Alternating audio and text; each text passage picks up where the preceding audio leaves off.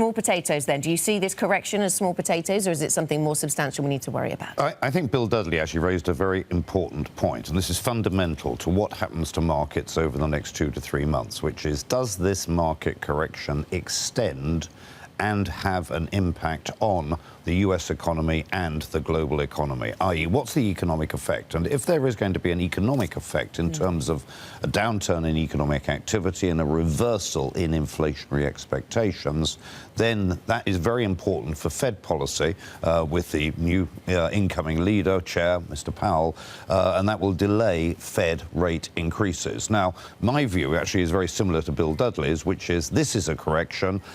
It's impossible to actually identify the exact bottom of a correction, but I would actually say that after this 10% correction, I thought the graph you showed on the 200-day moving average actually was very significant indeed. My own view is we probably bounce off that average. We won't have an economic impact, i.e. the economic data will still be good.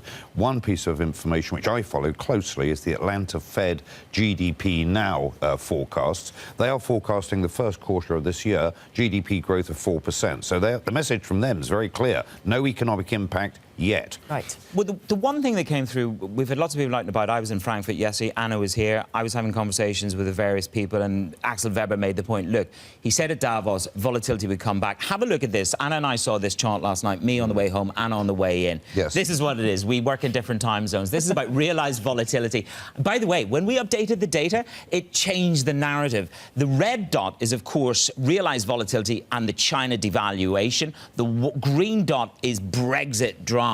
And around that period of time, here we are. Volatility, it's risen exponentially, aggressively. Do you think the washout in volatility short covering is done? Because that's at the heart of these recent market moves at the start of the week.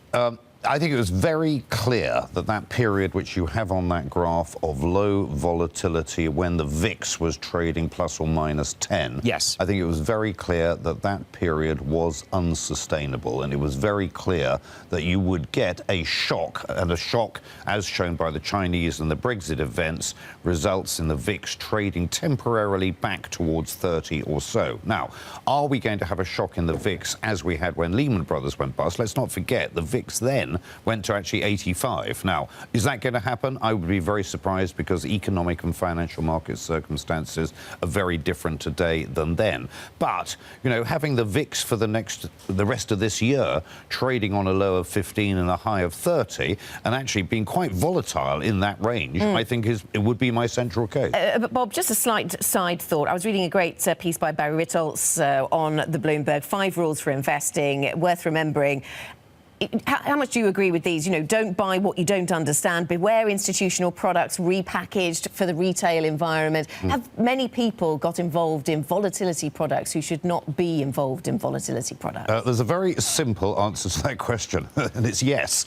And, you know, one very fundamental rule, in fact, 2 very fundamental rules, which is, number 1, never buy anything where the structure and the risk management is opaque, and also that you do not know what the performance of that product will be, not in a bull market, because that's easy, but in a bear market. And, you know, when you have pressure, and you've seen this on the inverse VIX products over the last, you know, 2 to 3 weeks, and also in those products, there's quite a bit of leverage built in as well. So where you have opacity, it doesn't sort of pass the test of performance in a bear market, and there's leverage, which is going to compound your problem, and you saw that with the inverse VIX products. The answer is don't touch it. Yeah, and the other point he's making, sorry, man, it's just the other point he's making is avoid new products and wait until they are tested in a variety of market conditions. So Absolutely. Your point about testing things absolutely. in a Let the bear institutions take the losses first of all, perhaps, rather than the retail investor. But also understand clearly how any product will perform, what the price will do in different market conditions. And unless you understand that, don't buy it.